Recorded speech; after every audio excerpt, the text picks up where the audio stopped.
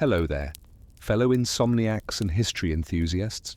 Welcome back to Boring History for Sleep, where we explore historical facts so tedious they'll have you snoring faster than a medieval peasant after a full cup of tooth-rotting mead. I'm your narrator, and tonight we're diving into a topic that will make you grateful for your modern dentist. Yes, even with those astronomical bills and that judgmental "you should floss more" lecture. So, before you get comfortable, take a moment to like the video and subscribe, but only if you genuinely enjoy what I do here. And let me know in the comments where you're tuning in from and what time it is for you. It's always fascinating to see who's joining us from around the world. Now dim the lights, maybe turn on a fan for that soft background hum, and let's ease into tonight's journey together. Tonight we're exploring medieval dentistry, a horrifying combination of superstition, torture devices, and alcohol that somehow passed for medical care. So snuggle down under your covers and prepare to drift off while I explain why having a toothache in the Middle Ages was basically a death sentence with extra steps. Let's start with something you probably take for granted. Toothpaste. That minty, fresh tube sitting in your bathroom? In medieval times, the closest equivalent might be a powder made from crushed brick, salt, and, I'm not making this up, pulverized mouse brains. If that wasn't appetizing enough, other popular ingredients included crushed bones, charcoal, and various herbs that did absolutely nothing for dental hygiene, but made your mouth taste like a witch's garden. Toothbrushes weren't much better. The concept existed, but instead of that ergonomic plastic handle with soft nylon bristles, medieval folks were using twigs with frayed ends, horsehair brushes, or just their fingers wrapped in rough cloth. Imagine rubbing tree bark against your sensitive gums every morning. Refreshing, right? And flossing? Forget about it. Some wealthy individuals might occasionally use wooden toothpicks, but the concept of cleaning between teeth was about as alien as smartphones or indoor plumbing. Most people just lived with food particles decomposing between their teeth, creating a festering ecosystem of bacteria that modern dentists would need therapy after witnessing. The result of this stellar oral hygiene routine? Breath that could stun a horse at 20 paces. Medieval halitosis wasn't just bad breath, it was an environmental hazard. People tried to combat the smell by chewing herbs like mint, cloves, or anise. The wealthy might rinse their mouths with wine or rosewater. The poor just existed in a cloud of their own oral miasma. You know what's wild? We get anxious about going to the dentist for a routine cleaning in a sterilized office with anesthetics and Netflix on the ceiling. Medieval people were out here, having their teeth yanked out by the local blacksmith with zero painkillers while sitting on a wooden stool in the town square. And they probably considered themselves lucky if they didn't die from the infection afterward. Speaking of tooth extractions, that was pretty much the only dental procedure available. Got a cavity? Extraction. Abscess. Extraction. Slight sensitivity to cold, believe it or not, also extraction. The medieval dental philosophy was basically, when in doubt, rip it out. There was no filling cavities, no root canals, no nice little dental crown. Just pliers, or their medieval equivalent, and brute force. Who performed these extractions? Not trained dental professionals with years of medical education. Usually it was the local barber. Yes, the same guy who cut your hair and shaved your beard would also yank out your painful teeth. Barber surgeons, as they were called, were basically medieval one-stop shops for all your grooming and medical torture needs. Their red and white striped poles originally represented blood and bandages, a cheerful reminder of their dual role. If you weren't keen on the barber surgeon, other options included blacksmiths, who at least had experience with metal tools, traveling tooth drawers who roamed from town to town pulling teeth at fairs and markets, or, if you were truly desperate, the local wise woman or monk who might have some herbal knowledge. None of these people had what we call qualifications, unless you count Owen's pliers as a medical degree. The tools used for extractions would give modern OSHA representatives an immediate heart attack.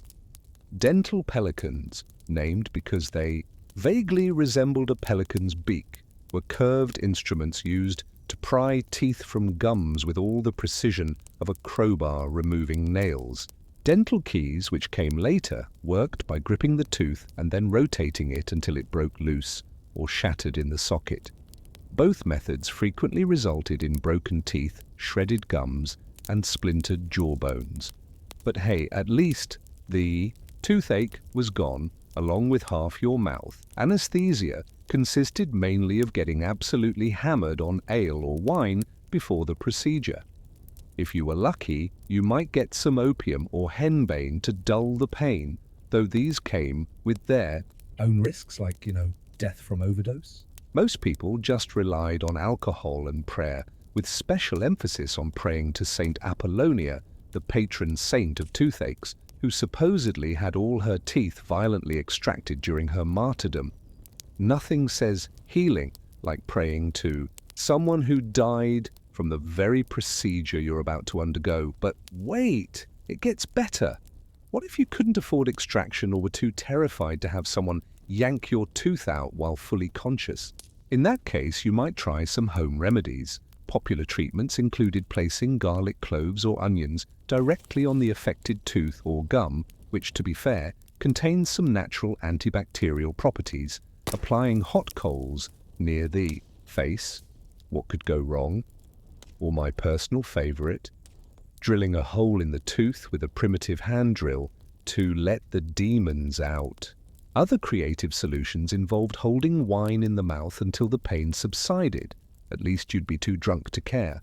Applying various animal dung poultices, because nothing says oral hygiene like feces. Or trying to smoke out toothworms with burning herbs. Yes, toothworms. Medieval people believed tooth decay was caused by tiny worms boring holes in your teeth. This wasn't completely irrational. The pulp of decayed teeth can look worm-like, and the theory persisted until the 1700s. Can you imagine going to the dentist today and having them tell you with a straight face, "Ah yes, I see the problem, you've got worms in your teeth. We'll need to smoke them out with these burning herbs I picked from my garden this morning"? I'd be filing a complaint with the dental board faster than you can say malpractice insurance. Medieval theories about dental health were a fascinating mix of observation-based facts and complete nonsense. For instance, people correctly noted that sweet foods contributed to tooth decay, but their explanation was that the sweetness attracted toothworms, not that sugar-fed bacteria. They also noticed that people who ate softer, richer foods, i.e. the nobility, often had worse teeth than peasants who ate coarser bread. A legitimate observation, since the abrasive nature of peasant bread actually cleaned teeth somewhat, and their simpler diet contained less sugar. The concept of preventative dental care barely existed. Some medical texts recommended cleaning teeth regularly and avoiding very hot foods, followed immediately by cold, sound advice that still holds today. But for most people, you only thought about your teeth when they started hurting, at which point it was usually too late for anything but extraction. The pain of a serious toothache in medieval times must have been truly unbearable. Without effective painkillers, an infected tooth could cause agony for weeks or months. The infection could spread to the jaw, then to the blood, leading to sepsis and death. A condition we treat today with antibiotics and a root canal could be a death sentence in the 12th century. Medieval graves often show evidence of severe dental abscesses that likely contributed to death. Let's talk about what medieval teeth actually Looked like, shall we? By modern standards, they were a horror show. Sugar wasn't widely available to most people until later periods, which was actually a dental blessing, but that doesn't mean medieval mouths were healthy. Bread was a dietary staple, and it was often coarse and contained grit from the millstones used to grind the flour, leading to severely worn-down teeth over time. Without proper cleaning, plaque built up into hard calculus that would make your dental hygienist faint. Gum disease was rampant, leading to receding gums and loose teeth. Many people would lose multiple teeth by their 20s, and being completely toothless by 40 wasn't unusual. The wealthy often had worse dental health because they could afford sugar and soft, refined foods that promoted decay. Missing teeth weren't just a cosmetic issue. They made eating difficult and affected nutrition, which in turn impacted overall health. There was no such thing as dentures as we know them today. Wealthy individuals might get replacement teeth made from ivory, bone, or, brace yourself, actual human teeth taken from corpses or sold by the desperately poor. These were tied to existing teeth with gold or silver wire, creating a macabre and extremely uncomfortable solution that did nothing to prevent further decay or gum disease. Missing teeth weren't just a cosmetic issue, they made eating difficult and affected nutrition, which in turn impacted overall health. There was no such thing as dentures as we know them today. Wealthy individuals might get replacement teeth, made from ivory, bone, or, brace yourself, actual human teeth taken from corpses or sold by the desperately poor. These were tied to existing teeth with gold or silver wire, creating a macabre and extremely uncomfortable solution that did nothing to prevent further decay or gum disease. You know what's funny in a deeply disturbing way? Dental care was so primitive that having bad teeth was just considered the default human condition. Medieval art rarely shows people smiling with their teeth visible, not because they were overly serious, but because displaying a mouthful of decayed, missing, or blackened teeth wasn't considered aesthetically pleasing. Some things never change, I guess. Speaking of aesthetics, medieval people did have some concept of dental cosmetics, though their methods were questionable at best. Wealthy women might whiten their teeth by rubbing them with a cloth dipped in a solution of sulfuric acid derived from vitriol, yes, literal acid, on their teeth. It temporarily whitened them by burning away the surface layer, but also destroyed the enamel, leading to even worse decay long term. Beauty is pain, apparently. By the later Middle Ages, some progress was being made in dental care.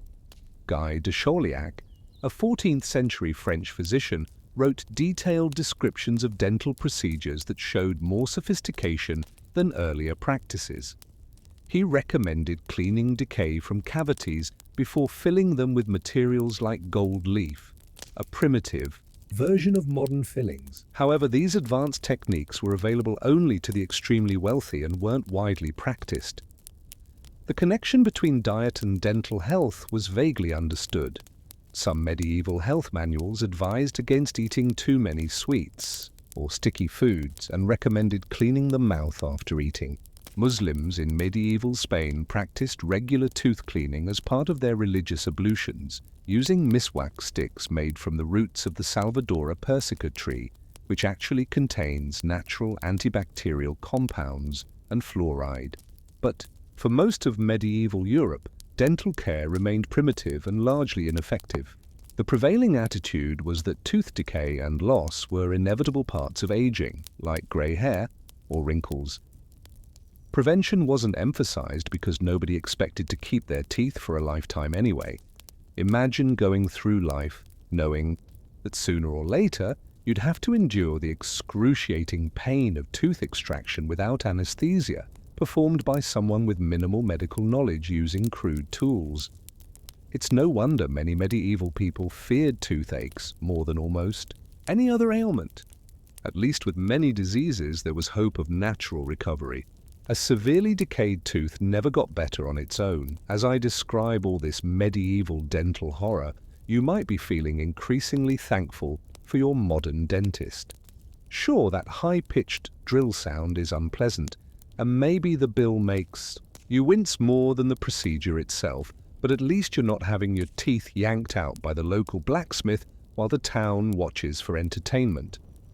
The next time you're sitting in that comfortable dental chair, with numbing gel before the needle you barely feel, X-rays to precisely locate the problem, composite fillings that match your natural tooth color, and perhaps some nitrous oxide to take the edge off. Take a moment to appreciate how far we've come from medieval dental horror shows.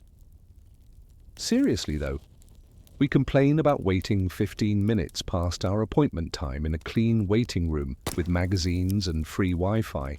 Medieval folks were out here just raw dogging life with excruciating tooth pain, pus-filled abscesses, and breath that could wilt flowers, considering themselves lucky if they still had 5 teeth by age 30. I lose my mind if the dentist says I need a filling. I wouldn't last a day with medieval dental care before I'd be begging for a mercy extraction, or just asking someone to put me out of my misery entirely.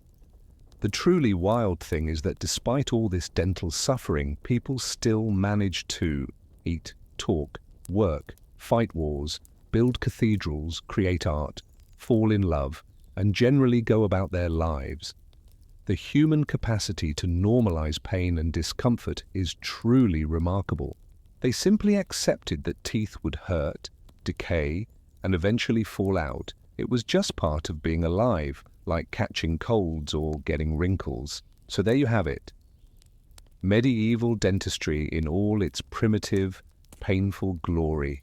From mouse brain, toothpaste, to extraction by blacksmith, from toothworms to corpse dentures, it was a nightmare from start to finish. The next time you cringe at the cost of dental insurance or dread your 6-month cleaning, remember that your medieval counterpart would have traded places with you in a heartbeat. If you're still awake at this point, though I hope you're not, consider how fortunate we are to live in an age where dental care is based on science rather than superstition. Where our biggest dental complaint might be that the hygienist talks too much while cleaning our teeth, rather than worrying that the barber's extraction tools might give us a fatal infection. Sleep well, my friends, in your clean, comfortable beds, free from the throbbing pain of untreated abscesses and the lingering taste of mouse brain toothpaste. You've earned it by being born in the right century. And if you enjoyed this journey into the painful, primitive past, remember to like and subscribe. Leave a comment about which historical medical practice you'd least like to experience. Maybe we'll cover bloodletting or trepanation in our next episode of Boring History for Sleep. Until next time, good night, sleep tight, and don't forget to brush and floss. Your medieval ancestors would be amazed at how easy you have it.